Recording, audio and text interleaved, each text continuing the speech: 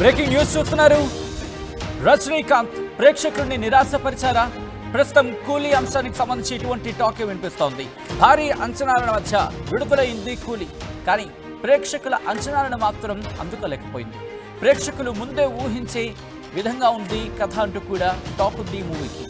ఇక second half విషయానికి వస్తే మొత్తంగా ల్యాగ్ ఉంది. సాగతీత ఈ సినిమాకి మైనస్ అంటూ కూడా తెలుస్తోంది. ఇన్ఫ్యాక్ట్ ఆ రివ్యూస్ విన్నా లేకపోతే ఇటు బయటకు వచ్చిన వాళ్ళు, మూవీ చూసి బయటకు వచ్చిన వాళ్ళు మాట్లాడినా ఈ మాట వినిపిస్తుందంటే అర్థం చేసుకోవచ్చు. రాంగ్ ప్లేస్మెంట్లో మోనికా పాట ఉందంటూ కూడా ఒక చర్చ ఉంది. ఇక విలన్గా మెప్పించలేకపోయారు నాగార్జున అంటూ కూడా డిస్కషన్ జరుగుతుంటే అర్థం చేసుకోవచ్చు. ఇక ఫ్లాష్ బ్యాక్ ఎపిసోడ్ ఆకట్టుకోలేకపోయింది. రజనీకాంత్ మార్క్ డైలాగులు లేకపోవడం పెద్ద మైనస్. దాంతోపాటు ప్రాధాన్యత లేని పాత్రలు ఉపేంద్ర కావచ్చు, ఆమీర్ ఖాన్ కావచ్చు, ఎందుకంటే కీలకమైన పాత్రలు ఇవన్నీ కూడా కీలకమైన పాత్రలు. మరీ ముఖ్యంగా ఆ పొటెన్షియాలిటీ ఉండాల్సిన పాత్రలు, ఎందుకంటే వాళ్ళ పాత్రలకి ఆ పొటెన్షియాలిటీ కనుక ఉంటే సినిమా ఎక్కడికో వెళ్ళిపోతుంది.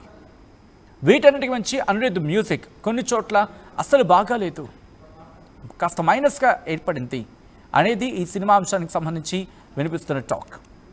సో ఈ నేపథ్యంలో అసలు కూలీ ఏమైంది? ఎందుకంటే ప్రేక్షకులు బీభత్సమైన అంచనాలు ఉన్నాయి ఈ మూవీ మీద. ఎందుకంటే తారాగణం చూడండి, రజనీకాంత్, నాగార్జున, ఉపేంద్ర, ఆమీర్ ఖాన్ ఇలాంటి కీలకమైన వ్యక్తులు, మరి ముఖ్యంగా పెద్ద పెద్ద సెలబ్రిటీస్, పెద్ద పెద్ద స్టార్లు ఉన్న మూవీ ఇది.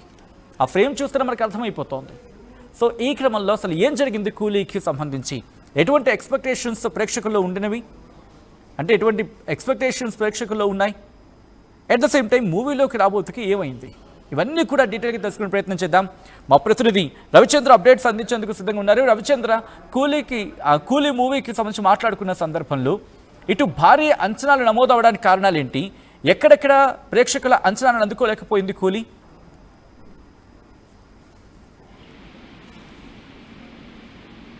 రవిచంద్ర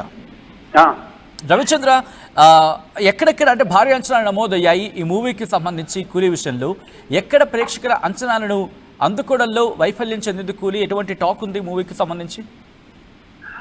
సచిన్, చాలా భారీ అంచనాల నడుమ రిలీజ్ అయిందని చెప్పాలి. రజనీకాంత్ 50 years ఆఫ్ కెరియర్ లో ఒక మైల్ స్టోన్ గా ఈ కూలీ సినిమాని అయితే రూపొందించారు.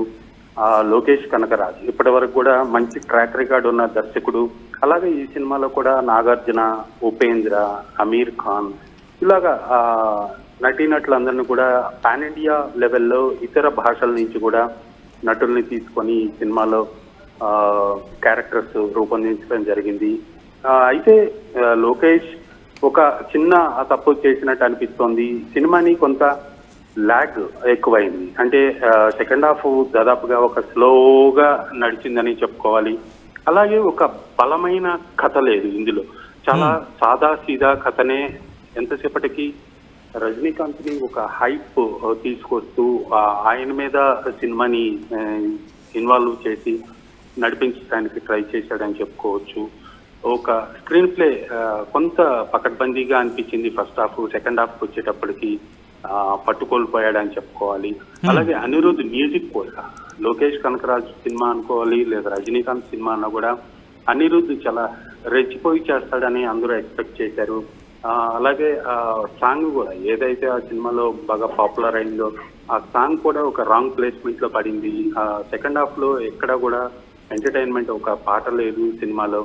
బ్యాక్గ్రౌండ్ స్కోర్ లో ఒక ఇంగ్లీష్ మ్యూజిక్ తరహా మ్యూజిక్, అలాగే ఒక ర్యాప్ సాంగ్ తరహా పాటలు ఉన్నప్పటికీ కూడా మ్యూజిక్ పరంగా కూడా బ్యాక్గ్రౌండ్ స్కోర్ లో అనిరుద్ధ్ కొంత తప్పటడుగు వేసాడు అనిపించింది. అలాగే ఆమీర్ ఖాన్ లాంటి నటుని పెట్టుకొని ఆయన్ని చివరిలో తీసుకొచ్చి ఒక కమెడియన్ లాగా చూపించడం జరిగింది. ఒక చాలా భారీ ఎత్తున ఒక విలన్ ని చూపించబోతున్నారు అని బిల్డప్ ఇచ్చి ఆయన్ని ఒక కమెడియన్ లాగా చూపించడం జరిగింది. అలాగే నాగార్జున ని చాలా విలన్ గా మనం ఇంతవరకు చూడలేదు. అలాంటి రోల్లో నాగార్జున ని ఇంప్రెస్ చేయడానికి ట్రై చేశారు. బట్ నాగార్జున కూడా తన వంతు తను 100% ఇచ్చినప్పటికి కూడా ప్రేక్షకులకి నాగార్జున ఎక్కడా కూడా ఒక విలన్ ని చూసిన ఫీల్ అయితే రాలేదని చెప్పాలి సచిన్. అంటే ఆ క్యారెక్టర్లు మరి ముఖ్యంగా మాట్లాడుకునే సందర్భంలో క్యారెక్టర్కి ఆ పొటెన్షియాలిటీ ఇవ్వలేదా, లేకపోతే ఇంపార్టెన్స్ లేకుండా పోయిందా? ఎందుకంటే నాగార్జున లాంటి వ్యక్తిని మరి ముఖ్యంగా విలన్గా ప్రేక్షకులు యాక్సెప్ట్ చేయలేకపోవచ్చు. బట్ కొన్ని సందర్భాల్లో క్యారెక్టర్ కనుక పొటెన్షియాలిటీ ఉంటే అక్కడ నాగార్జున కన్నా క్యారెక్టర్ని చూసే ప్రయత్నం జరుగుతుంటుంది. సో ఇక్కడ ఆ కథను రాసుకున్న క్రమంలో నాగార్జునకి కావాల్సిన ఆ పొటెన్షియాలిటీ ఇన్ఫాక్ట్ నాగార్జునే కాదు, ఉపేంద్ర కావచ్చు, మిగిలిన వాళ్ళు కావచ్చు. సో ఇక్కడ ఏమైనా కొరబడింది అనుకోవాలా?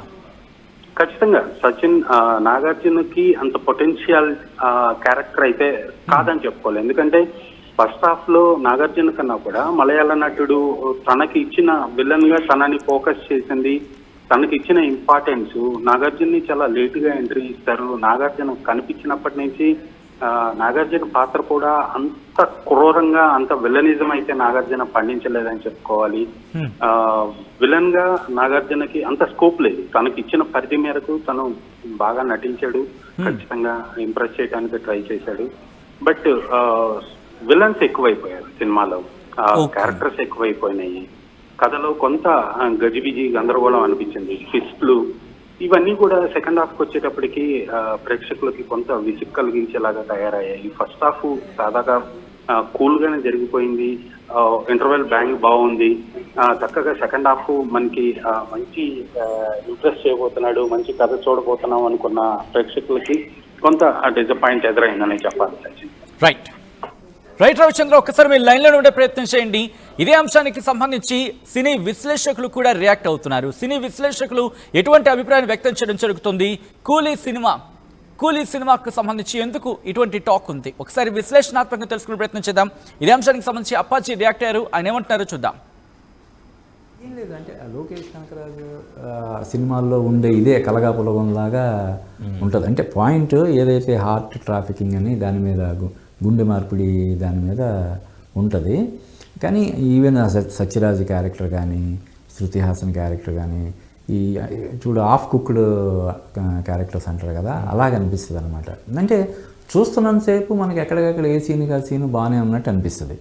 కానీ ముఖ్యంగా ఇప్పుడు అమీర్ ఖాన్ అందులో స్పెషల్ క్యారెక్టర్ చేసి అన్నాడు. ఆయనేమో ప్రీ రిలీజ్ ఈవెంట్ అక్కడ తమిళనాడులో అక్కడ పార్టిసిపేట్ చేశాడు, దాని గురించి మాట్లాడాడు.